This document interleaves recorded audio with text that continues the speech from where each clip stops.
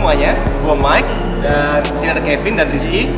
Kita bakal review dua HP yang kira-kira selfie centric katanya. Kita bakal membandingin Oppo F1s dan juga Zenfone Selfie. Kira-kira mana yang lebih oke? Ayo kita lihat.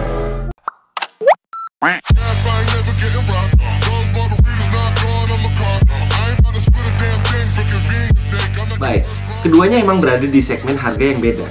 Tapi dari segi spesifikasi, kok kedengarannya nggak jauh beda ya? Apa bener worth it ngeluarin duit lebih sejutaan buat Oppo F1s?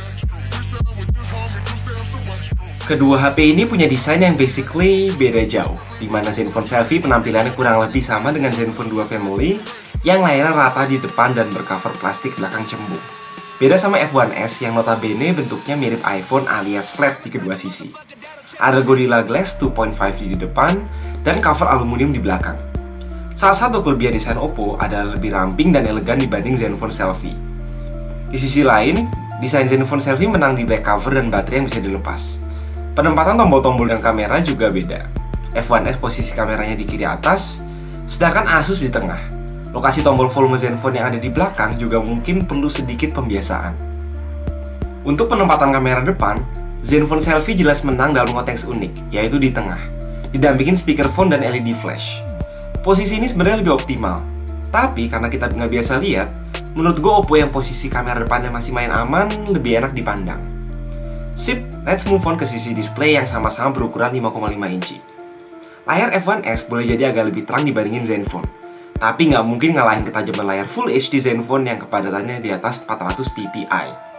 So, untuk sebuah HP yang jauh lebih mahal, F1s menurut gue agak fail ya kalau layarnya HD doang. Surprisingly, walaupun beda prosesor di mana Asus ngandelin Snapdragon dan Oppo ngandelin MediaTek, menurut skor Antutu performa kedua smartphone ini kurang lebih sebanding. Dan keduanya sama-sama bersenjatakan RAM 3GB. Memori internal Zenfone Selfie berukuran 16 atau 32GB, minimal F1s berukuran 32GB. Yang penting, dua-duanya bisa diselipin memory card eksternal. So far, baik F1s dengan ColorOS-nya maupun Zenfone Selfie dengan Zen UI-nya yang berbasis Android Lollipop lancar-lancar aja ngejalanin segala macam apps yang ada. Gue emang lebih suka penampilan ColorOS yang lebih flat dan modern. Tapi kalau bicara soal fungsionalitas, Zen UI adalah juaranya. Contoh, opsi-opsi customization lebih luas dan menunya punya app drawer. Inilah inti dari diskusi kita hari ini. Nggak pakai basa-basi, ayo kita bandingin kamera depan dan belakang yang sangat comparable.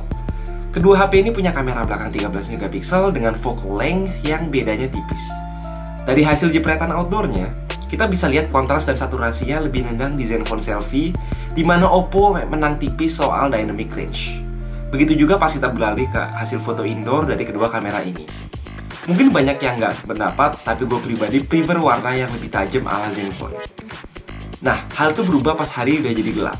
Kita bisa lihat performa low light Oppo menang dibanding Zenfone dengan noise yang lebih sedikit di bagian-bagian gambar yang gelap.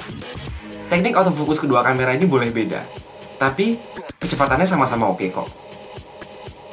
Sementara, cukup dulu untuk kamera belakang, sekarang gue bakal nunjukin kebolehan si kamera depan.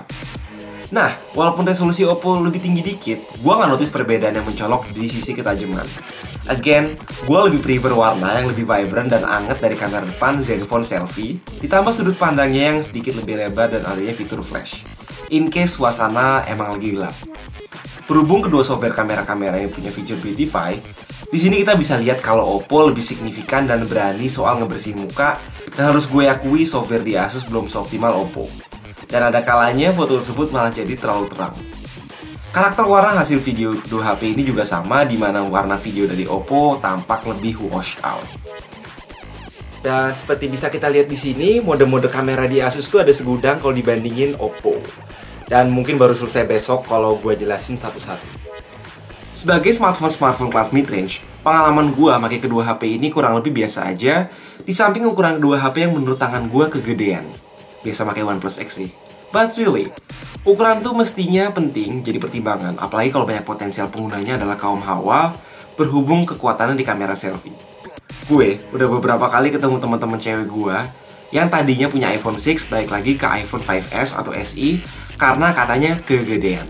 So please Asus, Oppo, atau siapapun di luar sana, pasar untuk smartphone ukuran tangan manusia normal tuh jelas masih ada. Ngomong-ngomong soal baterai, dua HP ini kapasitasnya setara. Yang pasti, dua-duanya kuat nyala seharian dalam pemakaian sedang dan masih nyisain baterai di akhir hari. Terakhir, kita bisa lihat kalau kedua HP ini emang sepadan. Mulai dari performa, kualitas gambar, sampai battery life, hampir sama. Walaupun begitu, ada beberapa aspek yang bikin kedua HP ini punya karakter masing-masing. Contohnya, gue bakal lebih milih megang Oppo F1s dibandingin Zenfone Selfie karena desainnya lebih tipis dan juga lebih premium, ditambah adanya fingerprint scanner. Nah, beda cerita kalau kita bicara soal value for money, di mana Zenfone Selfie bisa ngasih pengalaman dan performa yang sebanding, bahkan bonus layar Full HD di harga yang jauh lebih miring. In the end, kalau gue dikasih duit 3,6 juta dan cuma bisa milih di antara kedua HP ini, mending gue beli Zenfone Selfie dan masih punya sisa uang yang cukup buat beli kamera Xiaomi Yi. Sorry to say, walaupun kedua HP ini sepadan, perbedaan harga yang jauh itulah yang bikin gue berpihak sama Asus Zenfone Selfie. Oke, sekian komparasi kita. Gue Mike, Gue Kevin, dan gue Rizky.